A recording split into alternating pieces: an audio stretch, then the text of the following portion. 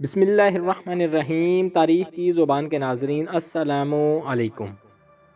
ماہ رمضان میں فوت ہونے کی فضیلت۔ حضرت سیدنا عبداللہ ابن مسعود رضی اللہ تعالی عنہ سے روایت ہے کہ رسول اللہ صلی اللہ علیہ وآلہ وسلم نے ارشاد فرمایا، جس کو رمضان کے وقت موت آئی وہ جنت میں داخل ہوگا، اور جس کی موت یوم عرفہ یعنی 9 ذی الحج کے وقت آئی وہ بھی جنت میں داخل ہوگا، اور جس کی موت صدقہ دینے کی حالت میں آئی وہ بھی جنت میں داخل ہوگا۔ حضرت سیدنا انس بن مالک رضی اللہ تعالی عنہ سے روایت ہے کہ ماہ رمضان میں مردوں سے عذاب قبر اٹھا لیا جاتا ہے۔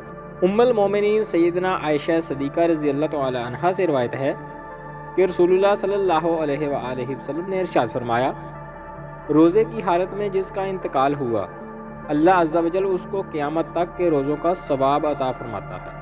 حضرت سیدنا انس بن مالک رضی اللہ تعالی عنہ فرماتے ہیں کہ میں نے رسول اللہ صلی اللہ علیہ وآلہ وسلم کو فرماتے ہوئے سنا، یہ رمضان تمہارے پاس آ گیا ہے، اس میں جنت کے دروازے کھول دیے جاتے ہیں اور جہنم کے دروازے بند کر دیے جاتے ہیں اور شیاطین کو قید کر دیا جاتا ہے۔ محروم ہے وہ شخص جس نے رمضان المبارک کو پایا اور اس کی مغفرت نہ ہوئی۔ سامعین، اللہ تعالیٰ سے دعا ہے کہ ہمیں رمضان المبارک میں روزے رکھنے کی توفیق عطا فرمائے۔ آمین ثم آمین یا رب العالمین۔